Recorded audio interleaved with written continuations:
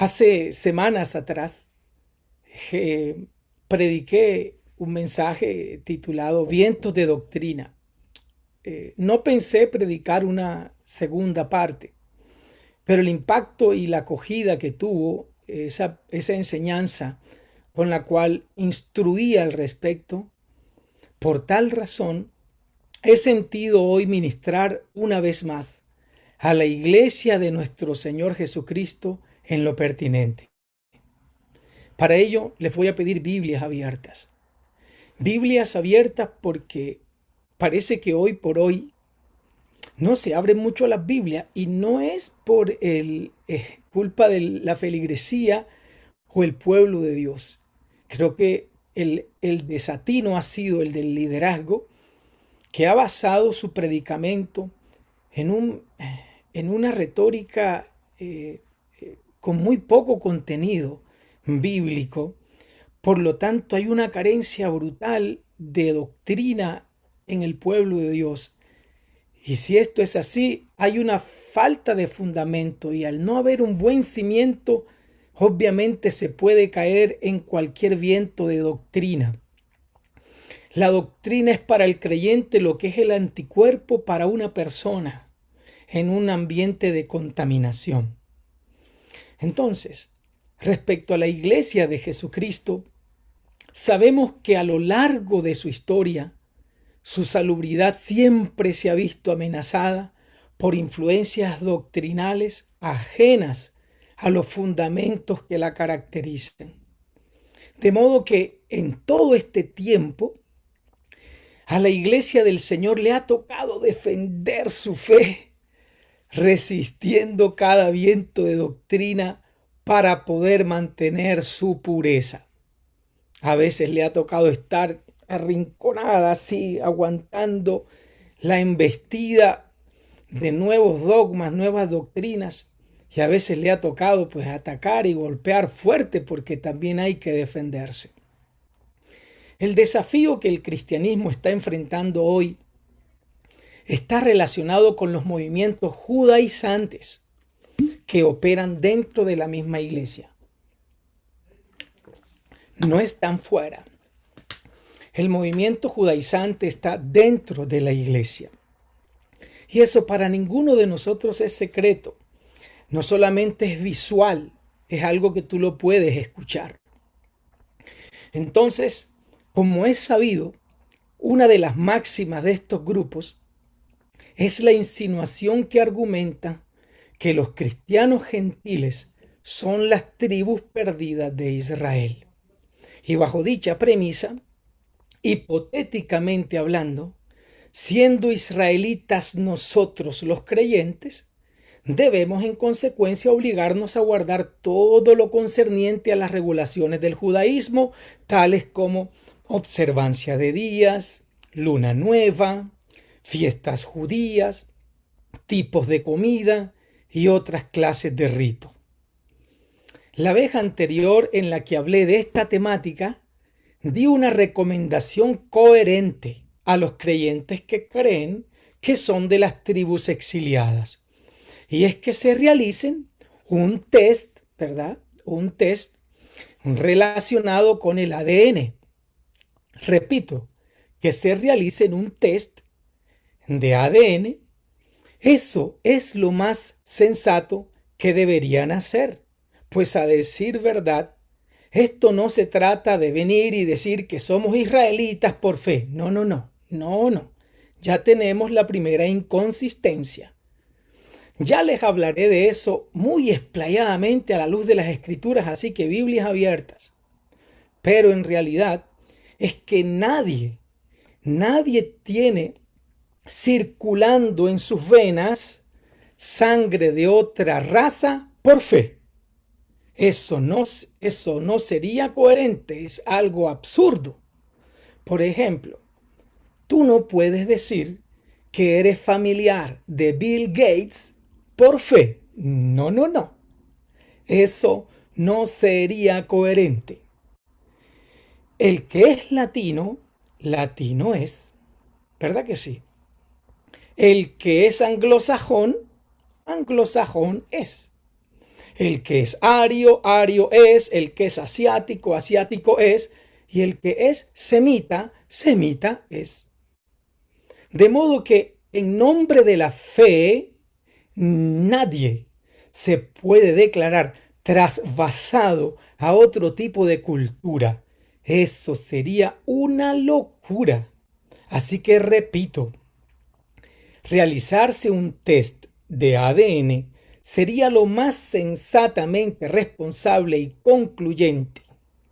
De no hacerse así, toda persistente pretensión no sería más que una mera ensoñación. Ok, habiendo dejado en claro lo del test de ADN, entonces las presunciones relacionadas con asumir nacionalidades de forma imaginativa estarían fuera de toda discusión. Por lo tanto, me permito avanzar.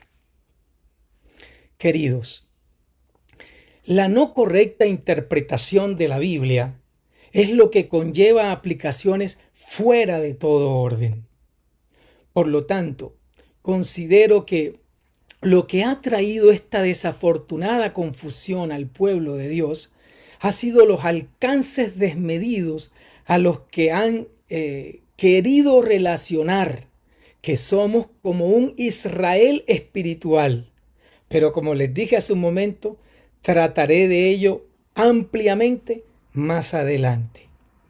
Además, no veo el problema que un creyente en Jesucristo sea de cualquier nacionalidad. El no ser israelita no nos hace menos, pues la Biblia dice en Apocalipsis 15, verso 4, que todas las naciones vendrán y le adorarán. Dice las naciones, no dice las tribus extraviadas. Ahora, que alguien quiera interpretarlo así, eso es otra cosa. Pero el libro de Apocalipsis habla de naciones que serán salvas. Así que gloria a Dios por su gracia salvadora, que no hace acepción de personas, pues en toda nación se agrada del que le teme y hace justicia. Hechos de los Apóstoles, capítulo 10, verso 35, tome nota.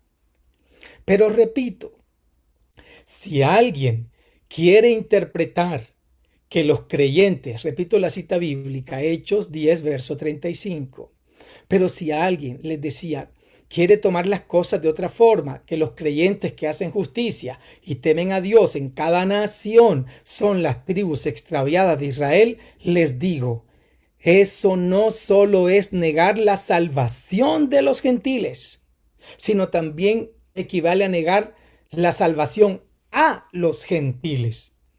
Repito, no podemos negar la salvación de los gentiles y tampoco negar la salvación a los gentiles. De eso les hablaré.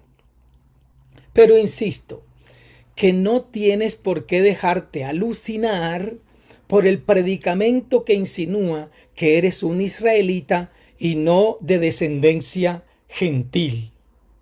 A decir verdad, ser israelita no indica que se sea de una raza superior, pues la Biblia dice que Dios nos hizo a todos a su imagen y conforme a su semejanza. ¡Aleluya! De hecho, en el nuevo pacto se confirma que no existe ningún abolengo. No existe ningún abolengo superior a otro. Por ejemplo, en Gálatas 3, verso 28, el apóstol Pablo, inspirado por el Espíritu Santo, dice, ya no hay judío, ni griego, no hay esclavo ni libre, no hay varón ni mujer, porque todos vosotros sois uno en Cristo Jesús. Y eso es palabra de Dios. Así que, si es tu caso y te encuentras defraudado de tu nación y de tu cultura, no te preocupes. La Biblia sí dice y afirma que al fin y al cabo Nuestra ciudadanía está en los cielos, así que tú eres un ciudadano del reino de los cielos. Gloria a Dios. No de Israel.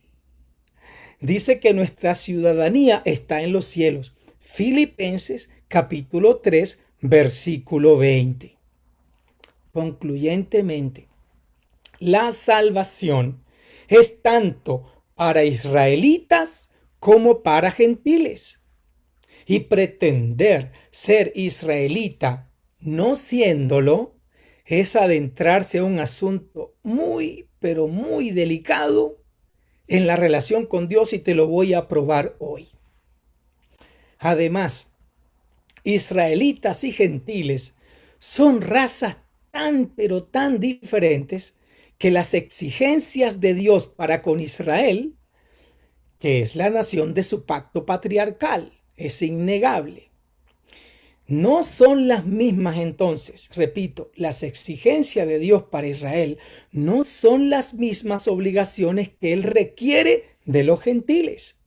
Por lo tanto, hay imposiciones que Dios no les toma en cuenta a los cristianos gentiles, como si lo hace con los israelitas. De hecho, en el libro de los, tome nota, Hechos de los Apóstoles, capítulo 15, verso 28 al 29, se comprueba que en el contexto del Nuevo Testamento, no antiguo, porque Hechos de los Apóstoles es Nuevo Testamento, la ley no se aplica al igual al extranjero como para el natural en Israel. Dice así: porque ha parecido bien al Espíritu Santo. No dice a ningún pastor que te esté predicando, no. Dice, porque ha parecido bien al Espíritu Santo y a nosotros no imponeros ninguna carga más que estas cosas necesarias.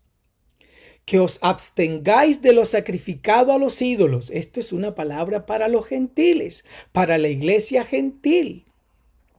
Que os abstengáis de lo sacrificado a los ídolos, de sangre, de ahogado y de fornicación, de las cuales cosas, si os guardareis, bien haréis. Pasadlo bien.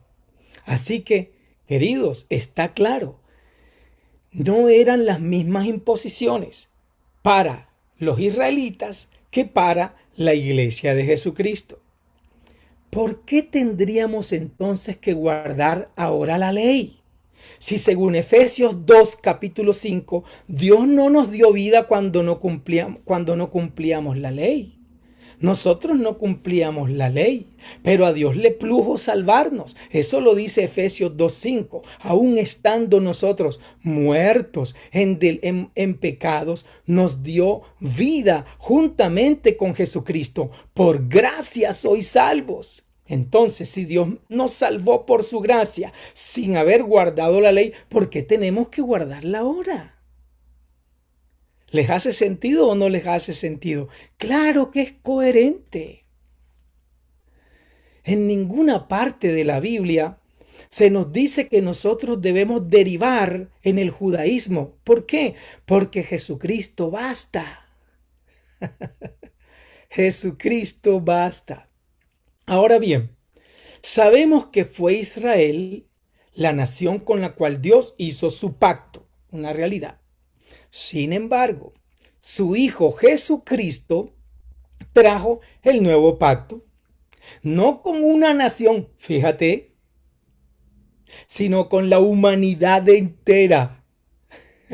En Mateo capítulo 26, verso 28 dice, y tomando la copa, y habiendo dado gracias, les dio diciendo, bebed de ella todos, porque esto es mi sangre del nuevo pacto, que por muchos es derramada para remisión de los pecados.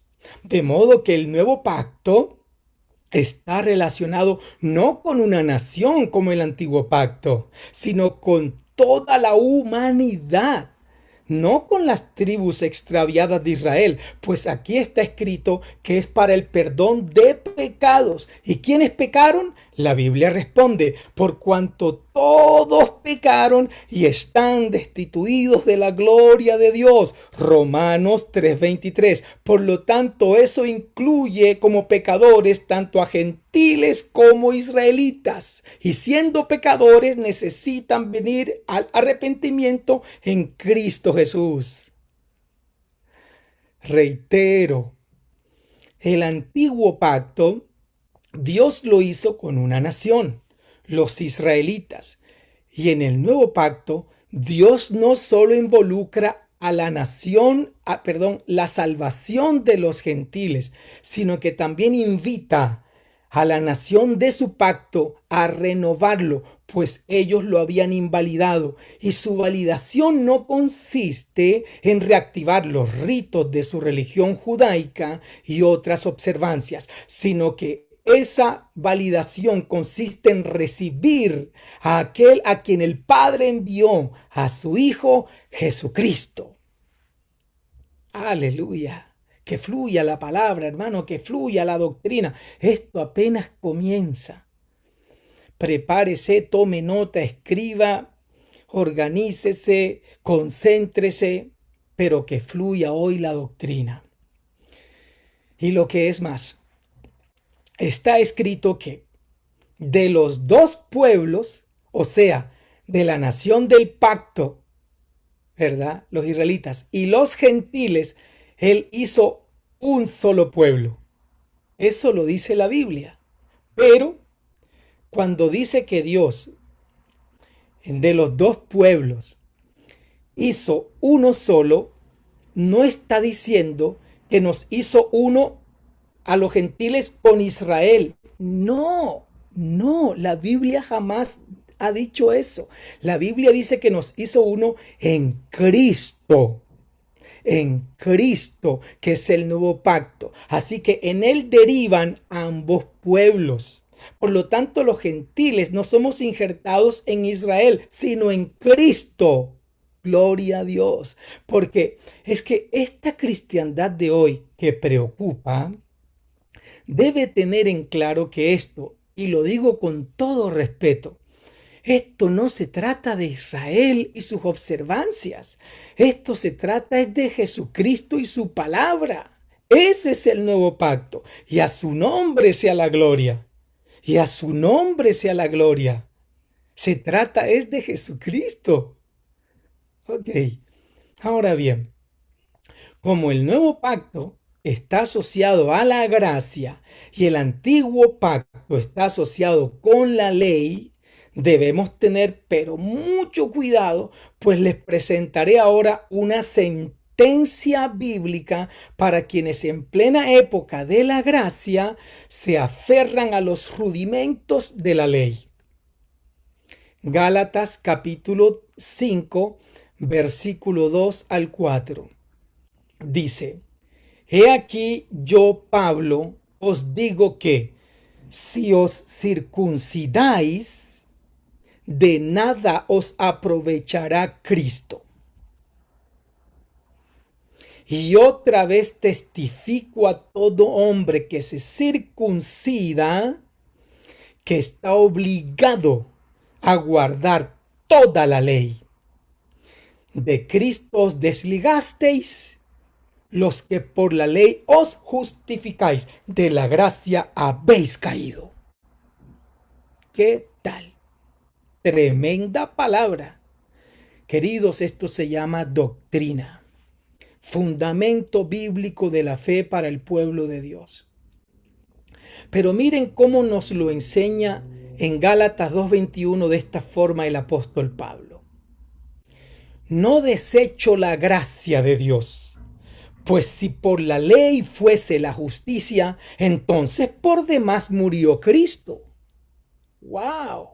Esto se está poniendo bastante fuerte ahora. Entonces, los que buscan la justicia por medio de guardar todo lo concerniente al judaísmo, están quedando automáticamente sin Salvador. Así como lo acabas de escuchar. Se oye fuerte, se oye terrible, se oye muy truculento, pero te estoy dando textos que sentencian ese tipo de conductas. Hermanos, eso es full delicado, pues nuestra obediencia está relacionada a la fe y no a la ley mosaica. Jesucristo lo único que nos pide es creer en Él. Por lo anterior, tampoco debemos guardar normativas hebreas, sino bíblicas, o sea, las relacionadas con Dios y no con los hebraísmos. A ver, se entiende que la lengua paterna de la Biblia fue hebrea, pero eso no hace que la palabra de Dios sea propiedad de los israelitas. La palabra, la Biblia, es la palabra de Dios. Por lo tanto, es para todos los pueblos y para todas las naciones. Es más, tan es así que ni siquiera todos los escritores de la Biblia son de origen israelita. Te lo voy a demostrar ahora. Job, libro que se encuentra en el Antiguo Testamento, es un libro gentil y antecede a la época del hebraísmo, pero es palabra de Dios. ¿Verdad que sí? Claro que sí. Lucas, escritor de 2 libros en el Nuevo Testamento, Evangelio de Lucas y Hechos de los Apóstoles, fue gentil, era griego, y ambos son también palabra de Dios. Por lo anterior, debemos concluir desde toda sensatez, por Dios, que la palabra de Dios no es hebrea. Y tampoco cultura alguna debe rogarse su propiedad. Ahora, que esté escrito el Antiguo Testamento en hebreo, eso es otra cosa. Y el Nuevo Testamento en griego, eso es otra cosa. Pero la Biblia es palabra de Dios en definitiva. Entonces, hoy existe una tendencia y es que quieren hacer teología de un idioma. Y escuchas esas predicaciones rimbombantes con conceptos hebraicos. Ojo con esas cosas. Repito, hay una tendencia actual que quieren hacer teología de un idioma, pero resulta que la teología no es un idioma, es más bien una revelación de Dios. Alábalo, que Él vive. Por lo tanto, si alguien llegare a decir que la palabra de Dios es israelita, estaría insinuando que es de los hombres, pero los verdaderamente entendidos reconocen que la Biblia es palabra de Dios. Amén. Atención, porque ahora voy a hacer un parangón entre Abraham y Moisés, lo gentil y la circuncisión, o la ley, perdón, lo gentil y la ley. Atención. Pregunto, trata de responder ahí en tu mente, tú verás si lo haces en el chat. A ver si te la puedes. Me refiero al tema de la velocidad a la que lo voy a llevar. Pregunto, ¿quién fue primero? ¿Abraham o Moisés? Abraham fue primero. Orden cronológico de la Biblia, ¿de acuerdo? Ok. ¿Quién fue primero? ¿Abraham o Moisés? Abraham fue primero. Otra pregunta. ¿Quién representa la fe? ¿Abraham o Moisés? Abraham representa la fe. Entonces, Moisés, ¿qué representa? La ley. Ok, Abraham es el padre de la fe y Moisés es la ley. En eso estamos claros. Entonces, ¿qué fue primero? ¿La fe o la ley?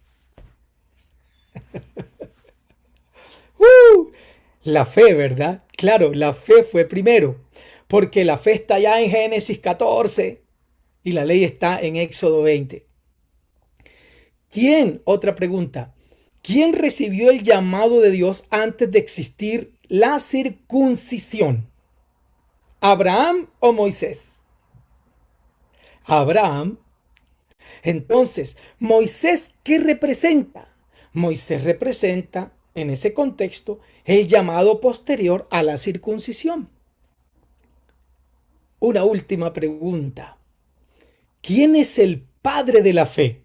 ¿Abraham o Moisés? Ok, tú lo has dicho. Abraham es el padre de la fe. Y él recibió la promesa siendo un gentil incircunciso para que fuese hecho el padre de la fe que no tiene raza, para que nadie se gloríe en su carne. Por lo tanto, los que son de fe, como tú y como yo, somos hijos de Abraham, según Gálatas 3:7, y esto nada tiene que ver con cultura, raza, grupo sanguíneo o nación. Los que son de fe son hijos de Abraham, no de Israel, lo cual sí está relacionado con la sangre.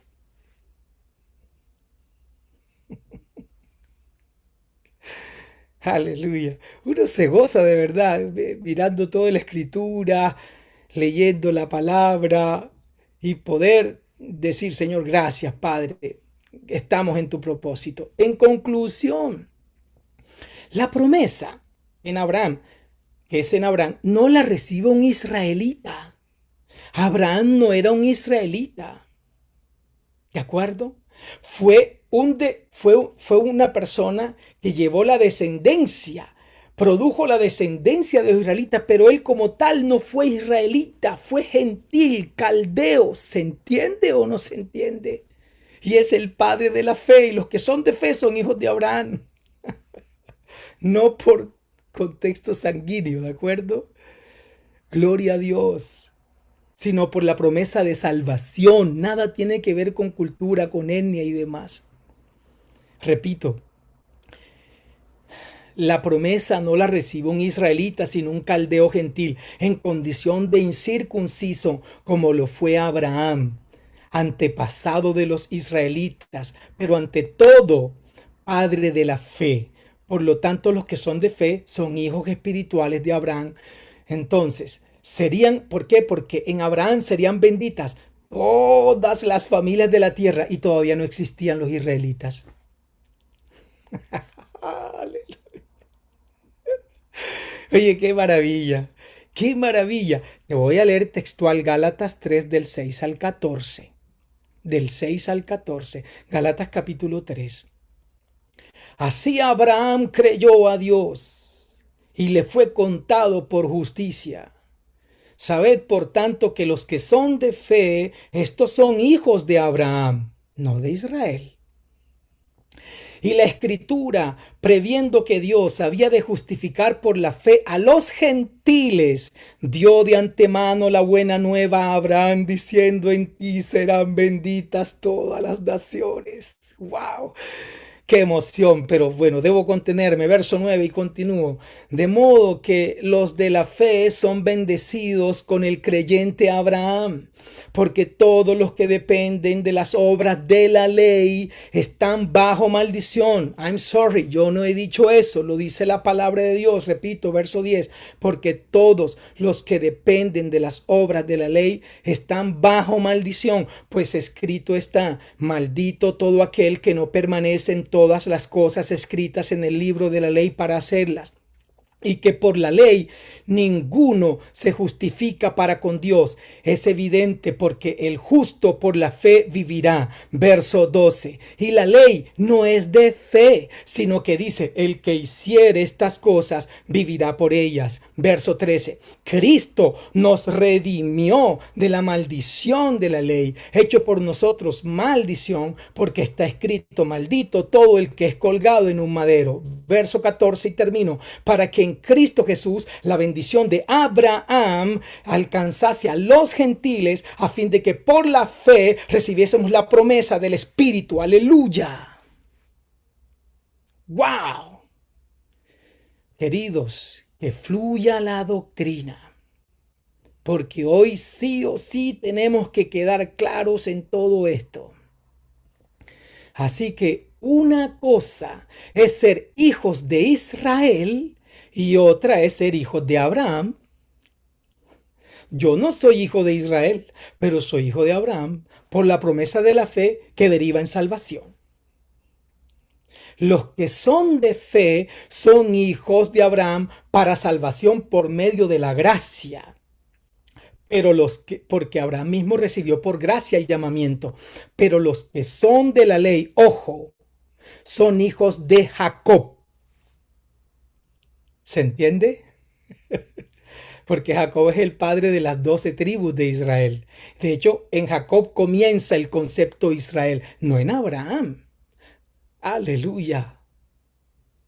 Entonces, repito, pero los que son de la ley son hijos de Jacob para ser salvos por medio del cumplimiento de la ley, pues de la gracia han caído, por tanto no tienen salvador.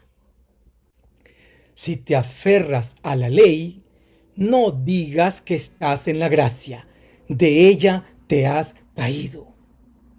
Ora a Dios y pídele que te confirme, si de golpe no crees a mis palabras.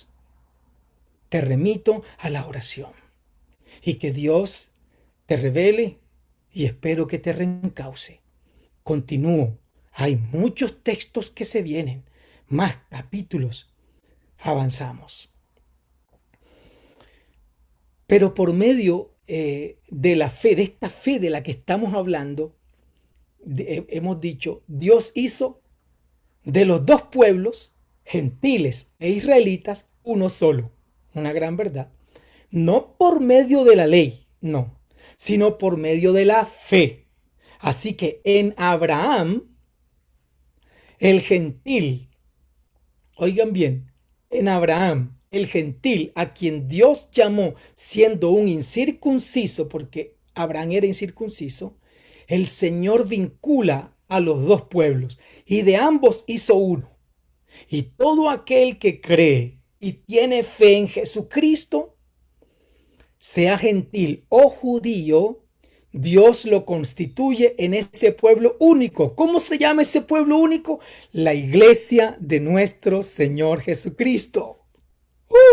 O sea que somos un credo vigente y aprobado por Dios en pleno siglo XXI y en plena era digital. ¿Qué os parece? A mucha honra, gloria a Dios. Entonces, Dios hace de los dos pueblos en Abraham, ¿verdad? Que es el antecesor de los israelitas, pero por la fe de todas las naciones, en él Dios vincula a los dos pueblos en uno solo. Y es justamente, y lo voy a explicar ahora, de ambos pueblos hizo uno. Y todo aquel que tiene la fe en Jesucristo, sea gentil o judío, porque para ser iglesia de Jesucristo hay que convertirse, sea gentil o judío. Gloria al Señor, gloria a Dios. Entonces leo ahora textual, leo Efesios 2, verso 11 al 19. Dice así: por tanto, acordaos de que en otro tiempo vosotros, los gentiles, en cuanto a la carne, erais llamados incircuncisión, por la llamada circuncisión, hecha con mano de carne. En aquel tiempo ustedes romanos, dice Pablo, a los romanos, y por ende implica todo el mundo gentil, en aquel tiempo ustedes estabais sin Cristo, alejados de la ciudadanía de Israel y ajenos a los pactos de la promesa, sin esperanza y sin Dios en el mundo. Y ojo, que aquí es de donde se toman estos grupos judaizantes para decir de que así, tal cual, ¿verdad? Les he manifestado de que en algún momento los gentiles estábamos alejados de la ciudadanía de Israel y ahora tenemos que volver a la ciudadanía de Israel. Error sobre todo error. Nada más lejos que la verdad que eso. Eso en nada tiene que ver con los cristianos, a que los cristianos gentiles seamos de las tribus perdidas. La realidad es que Dios, escúchelo, la realidad es que Dios solo tenía un pacto con los israelitas y no con los gentiles. Por lo tanto, los gentiles estaban excluidos, estaban fuera de ese pacto. Por lo tanto, para un gentil en esa época, tener una relación con Dios debía adherirse a Israel, convirtiéndose al judaísmo, o sea, volverse un prosélito. Pero en el nuevo pacto, no, pues de los dos pueblos, ahora Dios hizo uno. Y lo hizo en Cristo, no en Israel ni en la ley, sino a través de la fe para salvación. ¿Se entiende o no se entiende? Perdonen si abro un paréntesis, pero les prometo que lo voy a cerrar. Pero en ese mismo orden de ideas, cuando el apóstol Pablo habla a los romanos gentiles, les dice, Romanos 9 del 1 al 4, verdad digo en Cristo, no miento, ni mi conciencia y mi conciencia me da testimonio en el Espíritu Santo, que tengo tristeza y continuo dolor en mi corazón, porque deseara yo mismo ser anatema, separado de Cristo por amor a mis hermanos, los que son mis parientes según la carne, que son israelitas, de los cuales son la adopción, la gloria, el pacto, la promulgación de la ley, el culto y las promesas. Aquí el apóstol Pablo da a entender a los romanos a quienes les está escribiendo que ellos como gentiles, que nosotros como gentiles no teníamos ninguna esperanza en aquel tiempo porque no éramos parte de Israel. Pues no éramos israelitas ni teníamos el pacto con Dios, pero ahora hemos sido hechos cercanos por Jesucristo. Gloria a Dios por Jesucristo. Así que en el nuevo pacto no nos hacemos prosélitos del judaísmo, sino antes, por el contrario, judíos y gentiles nos constituimos en iglesia de Jesucristo. ¿Cuántos son iglesia de Jesucristo? Dígalo, soy iglesia de Jesucristo a mucha honra. Oye, qué maravilla, que fluya la palabra. Ok, que fluya entonces. Ahora retomemos. Cierro el paréntesis y retomo Efesios capítulo 2 desde el verso 13. Pero ahora, en Cristo Jesús, vosotros que en otro tiempo estabais lejos, habéis sido hechos cercanos por la sangre de Cristo, no por la ley. ¿Sí ve? Estas son palabras mías, no estoy leyendo textual acá. No por la ley, no por seguir costumbres israelitas, sino por la sangre de Cristo. Verso 14. Porque Él es nuestra paz, que de ambos pueblos hizo uno, o sea, la iglesia. Es ese nuevo pueblo, derribando la pared intermedia de separación, aboliendo en su carne las enemistades, la ley de los mandamientos expresados en ordenanzas, para crear en sí mismo, en Cristo. No fuimos unidos dentro del pueblo de Israel, sino en Cristo.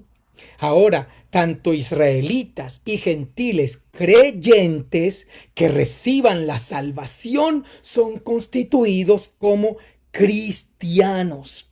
Y de los dos, un solo y nuevo hombre, haciendo la paz. Verso 16. Y mediante la cruz, reconciliar con Dios a ambos en un solo cuerpo. ¿Sí lo ves? No en una nación, sino en un solo cuerpo, la iglesia, pues la iglesia es el cuerpo de Jesucristo, matando en ella las enemistades, verso 17, y vino y anunció las buenas nuevas de paz a vosotros que estabais lejos y a los que estaban cerca, porque por medio de él, los unos y los otros, israelitas y gentiles, tenemos entrada por un mismo espíritu al Padre. Así que ya ustedes no son extranjeros, ya ustedes no son advenedizos, no necesitan hacerse prosélitos ni guardar las observancias judaicas, no deben circuncidarse, sino que ustedes son conciudadanos con los santos, o sea, con los israelitas, somos conciudadanos y miembros de la familia de Dios. Dios. Así que antiguamente no teníamos pacto y ahora entramos a un nuevo pacto. No éramos pueblo, pero Cristo nos hizo pueblo adquirido por Dios. No éramos nación santa y Él nos hizo nación santa. Así que si ya somos pueblo, no necesitamos convertirnos en pueblo según la idea de pretender ser israelitas. Es más, no somos una nación terrenal, somos parte de un pueblo celestial y no terrenal. Somos el cuerpo de Cristo, somos una nación celestial, por lo tanto, ciudadanos del reino de los cielos y conciudadanos con los israelitas que en verdad lo son y que se conviertan a Jesucristo, pero no para pretender ser israelitas como ellos, sino para demostrar que de ambos pueblos Dios hizo uno, pero en Cristo Jesús y no en Israel, ni en su cultura, ni en sus tradiciones, ni en sus obligaciones y demandas de la ley. A su nombre sea la gloria. Esta unidad en Cristo de ambos pueblos para ser juntos, no israelitas sino iglesia, nos la expresa también la Biblia, tomen nota, en Romanos 11 del 16 al 17. Leo.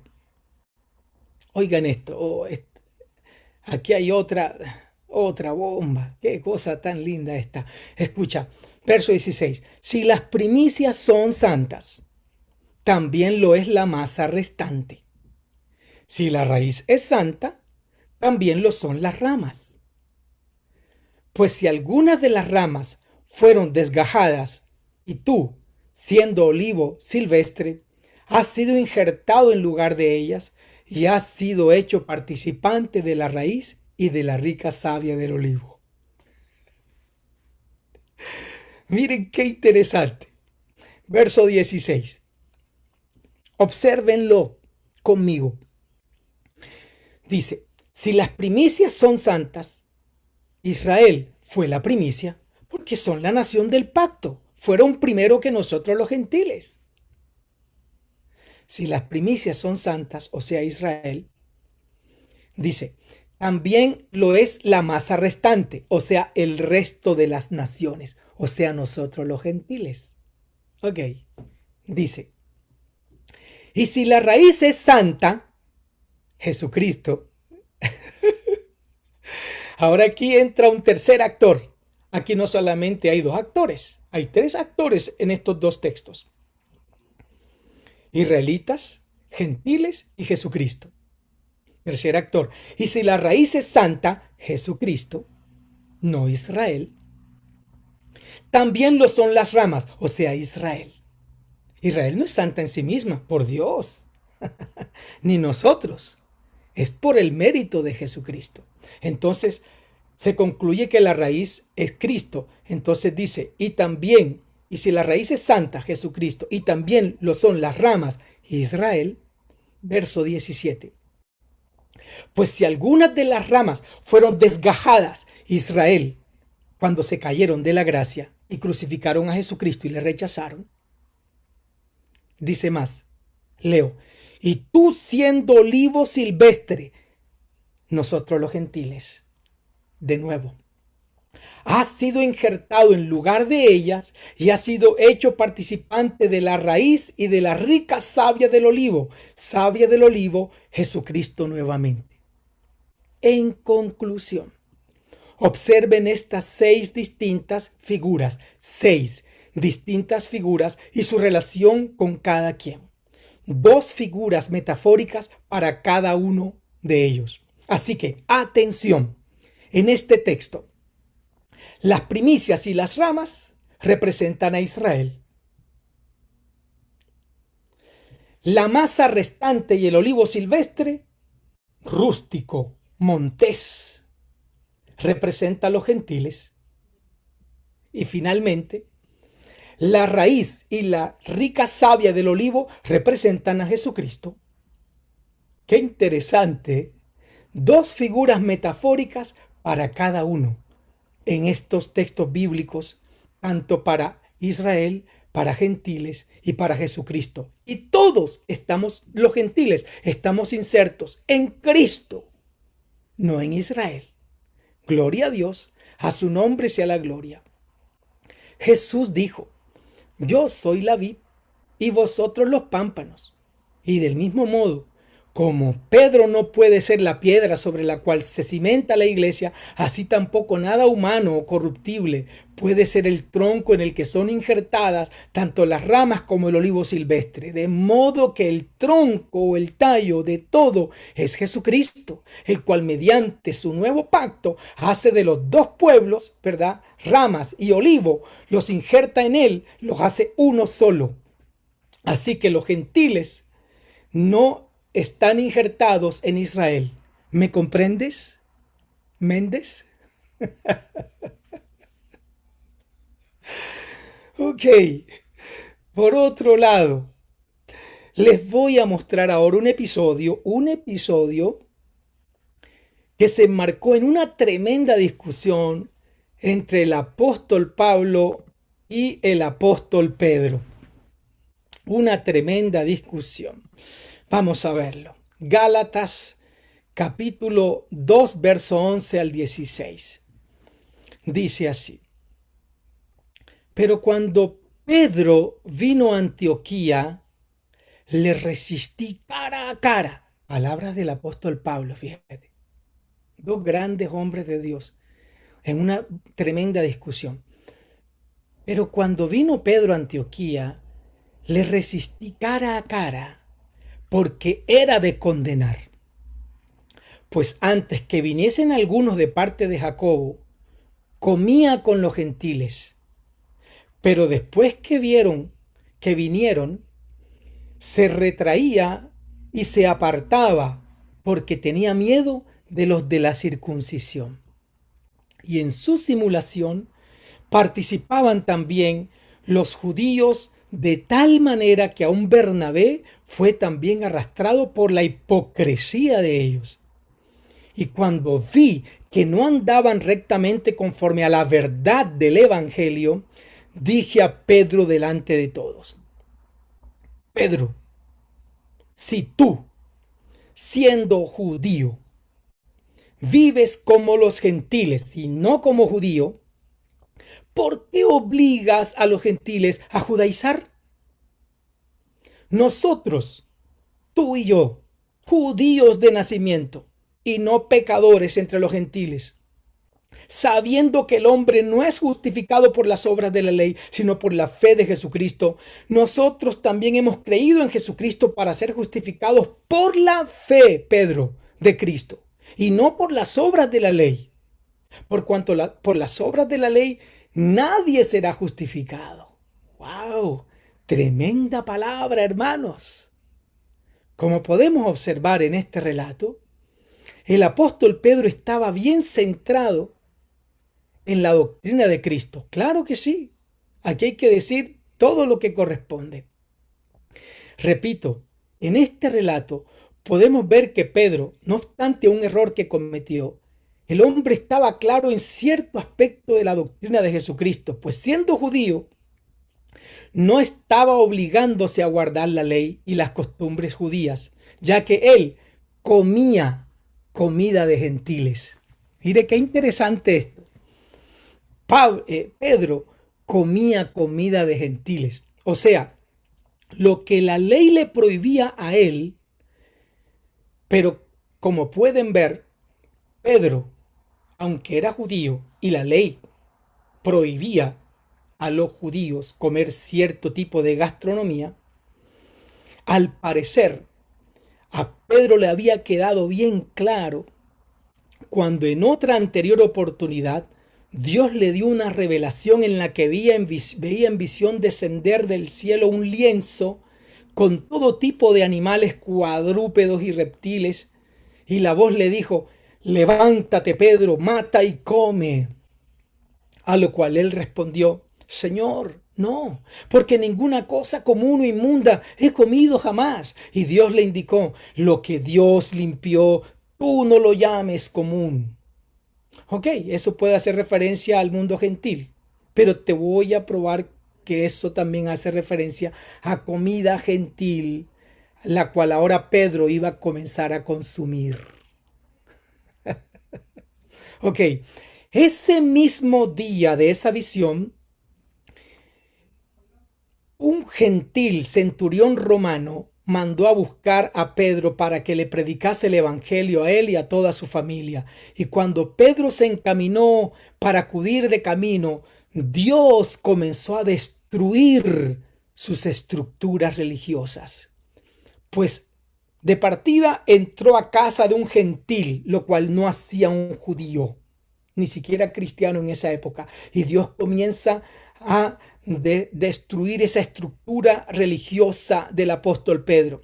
Entra a la casa de un gentil, les predica, y en el verso 48 del capítulo 10 de Hechos de los Apóstoles dice que aquellos gentiles, Cornelio, ¿verdad?, y sus familiares le rogaron que se quedase con ellos por varios días. Así que fue allí donde Pedro aprendió a comer.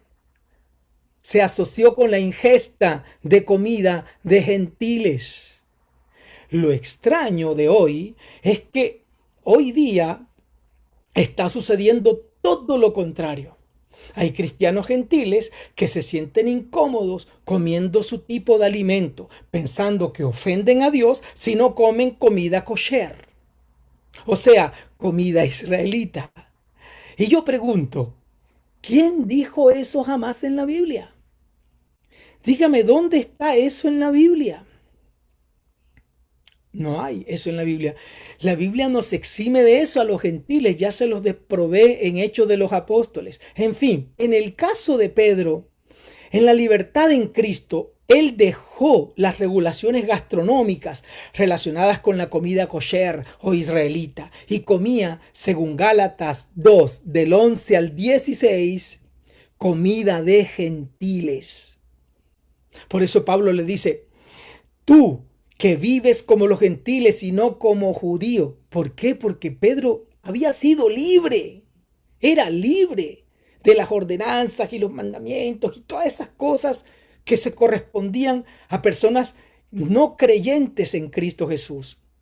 Entonces, así que Pedro no solo estaba viviendo la gracia, sino que le encontró el gusto a nuestras comidas gentiles, gloria a Dios. Sí, porque nuestras comidas gentiles son ricas, mi hermano. Y Dios las bendice a través de la oración sobre los alimentos, ¿verdad que sí? Gloria a Dios. Así que usted puede comer comida gentil. Usted ora y deguste, hermano, que eso es una bendición. Pedro lo hacía. Pedro comía comida nuestra. Yo no estoy inventando esto, ahí te lo estoy probando bíblicamente. Pablo se lo dijo. Pablo no lo reprendió por eso. Lo reprendió fue por lo otro que les voy a enseñar ahora. Y lo hacía, Pedro comía la comida gentil sin ningún tipo de culpa, sin ningún tipo de remordimiento. Pero lo único malo aquí era que cuando Pedro veía que Pedro estaba con los gentiles comiendo, ¿verdad? No quiero mencionar cosas para no ofender, pero era comida gentil. Y comía y largaba la mano y coma. Y oye, qué cosa tan rica, qué cultura la de ustedes, hermanos, Dios los bendiga. Y Pedro comía y comía. Pero cuando venían los judíos de la circuncisión, Pedro entonces se escandalizaba, se retraía y se distanciaba de los gentiles. Cuando Pablo se percató de esa hipocresía, lo reprendió diciéndole, si tú siendo judío vives como los gentiles y no como judío, fíjense aquí, qué bien, Pedro siendo judío vivía como los gentiles y no como judío, pero la amonestación de Pedro se centra en lo siguiente, ¿por qué obligas a los gentiles a judaizar? ¿Por qué obligas a los gentiles a judaizar? Así que Pedro, al parecer, no tenía claro tampoco en este aspecto el asunto de que estaba tratando de alguna manera intentando de judaizar a los gentiles, lo que está haciendo mucha gente hoy. Y entonces Pablo lo exhorta y gracias a Dios la iglesia de Cristo enfrenta su primera apostasía gracias a que el Señor guió al apóstol Pablo. Y aunque después de este incidente la relación entre ellos dos siguió igual de bien y perfecta, Pablo, a partir de ahí, dedicó una lucha feroz ministerialmente contra el espíritu religioso que pretendía judaizar a los cristianos gentiles. Queridos, el judaizante es el que enseña a judaizar. Así que si te están diciendo que no debes comer ciertas comidas porque están prohibidas en la ley, te digo que ni siquiera el apóstol Pedro se abstenía de ello. Antes, por el contrario, él comía comida de gentiles. Gloria a Dios. Así que Dios bendiga a Israel, pero que nos libre de los judaizantes. Por Dios. Por otro lado, otra gran verdad. Tome nota, con esto estoy terminando. Por otro lado, esta verdad. Otra verdad. Según las Escrituras, somos del sacerdocio de Melquisedec. El actual sacerdocio es el sacerdocio de Melquisedec. No es el sacerdocio hebreo. Al punto de que los israelitas no tienen templo. Por lo tanto, no hay templo, no hay religión judaica, no hay sacerdocio activado. ¿Verdad? Entonces, ¿cuál es el sacerdocio vigente? Porque la Biblia dice que Dios nos hizo real sacerdocio. ¿Cuál sacerdocio? El sacerdocio de Melquisedec. Y resulta que el sacerdocio de Melquisedec es mucho antes de la ley. El sacerdocio de Melquisedec, gloria a Dios, es antes de la ley. La ley inicia en Éxodo 20 y Melquisedec se menciona ya en Génesis 14, tiempo de los gentiles. Entonces la orden del sacerdocio de Jesucristo no es de corriente hebrea. Jesucristo no es del orden del sacerdocio de Aarón. Más bien es del orden del sacerdocio de Melquisedec. Por lo tanto, la iglesia no es hebrea. No lo es, ni lo será, nunca jamás. Nuestro ministerio no está relacionado con lo hebreo, pues nuestro sumo sacerdote Jesucristo no es de un orden sacerdotal hebreo. Nuestro sacerdocio es del orden de Melquisedec, que no tiene genealogía, pues la iglesia no es de los hombres, es de Dios. Israel sí proviene de los lomos de Jacob, por lo tanto tiene genealogía, pero la iglesia viene del sacerdocio de Melquisedec, que es el cuerpo de Jesucristo. Por eso en nosotros no se mencionan genealogías. Que fulano engendró al otro, que el otro engendró al otro. No es nuestra competencia. Concluyentemente, queridos, Pablo jamás a los gentiles evangelizados por él les dio instrucciones respecto a guardar fiestas y ordenanzas hebreas, siendo él un verdadero israelita de la tribu de Benjamín. Por otro lado, Jesús jamás se dedicó a enseñar a la gente respecto a guardar las fiestas judías, pero los judaizantes de hoy sí lo están haciendo.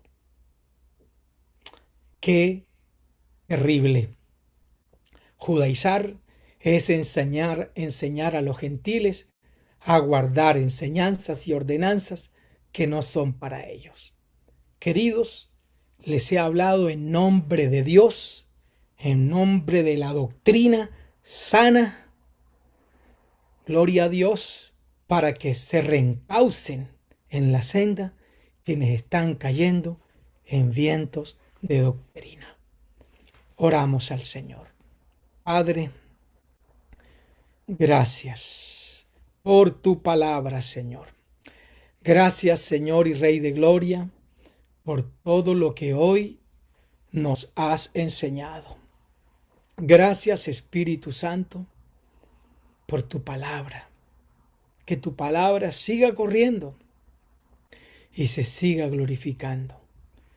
Esperamos, Señor, que tu pueblo no se desvíe en estos últimos tiempos, tiempos de apostasía, tiempos de confusión, tiempos de mortandad, tiempos peligrosos.